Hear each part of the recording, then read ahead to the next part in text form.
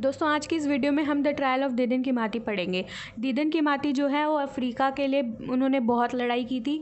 जब अंग्रेज़ों का अफ्रीका पे राज था ना, तो अफ्रीका को आज़ाद कराने के लिए दीदन की माती ने खूब लड़ाई की थी। खूब, जैसे भारत को आज़ाद कराने के लिए भगत सिंह ने लड़ाई की थी ना, वैसे ही अपने देश के लिए दीदन की माती ने लड़ाई की थी। तो इस प्ले में उनके स्ट्रगल्स को बताया गया है।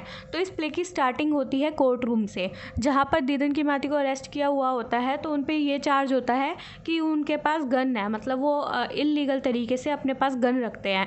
तो जो अंग्रेज़ों का जज बैठा होता है कोर्ट में, शॉ हैंडरसन, तो वो पूछता है गिल्टी और नॉट गिल्टी, मतलब तुम्हारे पास सच में गन थी या नहीं थी, तुम गिल्टी हो या नहीं हो। उसका जवाब देने की बजाय जो दीदन की माती होते हैं वो जज को ही सुना देते हैं कि पहले तुम मुझे जवाब दो कि ये अफ्रीका है और कोर्ट भी अफ्रीका का है, तो तुम अंग्रेज कैसे जज बन के बैठे हो। अफ्रीकन जज होना चाहिए ना यहाँ पे।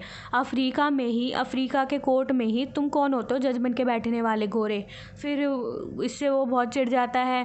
और जब जैसे दीदन की माती पकड़े जाते हैं ना, तो एक लड़की होती है, वो भी देशभक्ति होती है, वो कोशिश करती है कि किसी तरह दीदन की माती को बचाया जाए। तो वो किसी तरह ना उनके पास गन पहुँचाने की कोशिश करती है एक लड़के के थ्रू, बट वो लड़का भी पकड़ा जाता है, तो दीदन की माती की हेल्प नहीं हो पाती। तो उसके बाद फिर उन्हें जेल में डाल दिया जाता है दीदन की माती को। तो वहाँ पर ये जो शॉ हैंडरसन जज है, वहाँ पर उनसे मिलने जाता है दीदन की माती से और बहला फुसलाने की कोशिश करता है। उन्हें समझ में आ जाता है ये ऐसे तो मानेगा नहीं और इससे लड़ना हमारे बस की है नहीं, ये देश को आज़ाद करवा के ही मानेगा। तो बहला फुसलाने पे उतर आते हैं अंग्रेज़ कि तुम हमारे साथ मिल जाओ और तुम्हारे को हम कोई तकलीफ़ नहीं होने देंगे, बस तुम हमारे खिलाफ़ मत लड़ाई करो। जैसे याद है भारत में भी भगत सिंह से भी ऐसी बहला फुसलाते थे अंग्रेज़ कि तुम हमारे साथ मिल जाओ। पर भगत सिंह ने भी नहीं माना, वैसे ही दीदन की माती ने भी नहीं माना। उन्होंने बोला छोड़ूंगा तो मैं तुम्हें तभी जब तुम देश आज़ाद करोगे, और कोई ऑप्शन नहीं है तुम्हारे पास। दीदन की माती किसी से नहीं डरते थे। दीदन की माती का फैसला था भाई देश आज़ाद चाहिए मुझे, उनका यही फैसला था। फिर बहुत समझाने की कोशिश करता है, दीदन की माती नहीं मानते।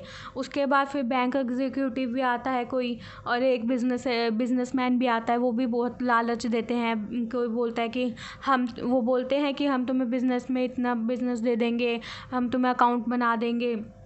और वो बिजनेसमैन बोलता है कि तुम्हें पता है हम आज़ाद होने वाले हैं। तो दीदन की माती बहुत खुश हो जाते हैं कि क्या अंग्रेज़ देश को छोड़ के जाने के लिए मान गए, कैसे हुआ, कब हुआ। तो वो बिजनेसमैन फिर बातें घुमाने लग जाता है कि नहीं, उन्होंने ये बोल दिया कि अब हम काले गोरों में भेदभाव नहीं करेंगे, अब तुम ये कर सकते हो, अब तुम वो कर सकते हो, हम नहीं रोकेंगे।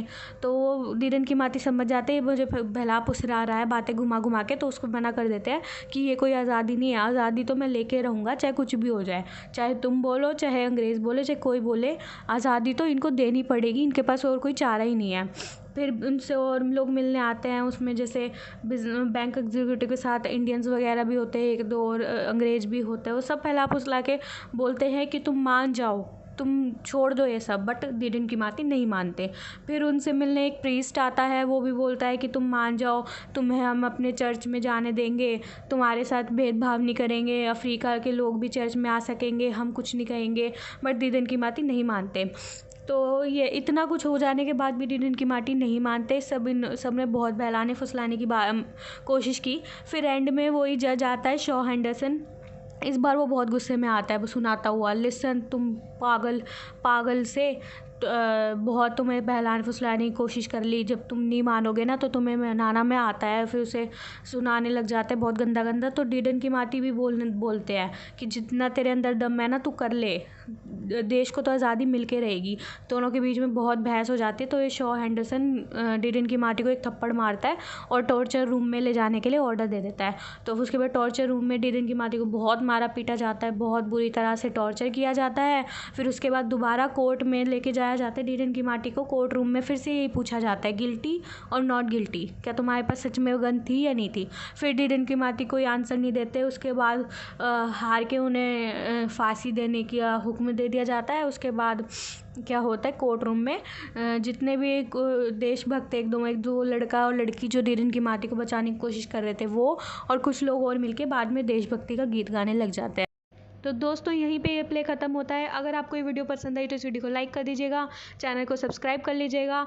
और हमें अपने देशभक्तों पे ऐसे ही प्यार होना चाहिए जिन्होंने हमारे लिए इतना कुछ सहा। जैसे दिदन की माटी अफ्रीका के देशभक्त थे, वैसे ही हमारे भारत के देशभक्त थे भगत सिंह। मुझे उन पे भी बहुत गर्व है, अपने देश से मुझे भी बहुत प्यार है। आप भी अपने देश से प्यार कीजिए, इज्जत कीजिए। जय हिंद।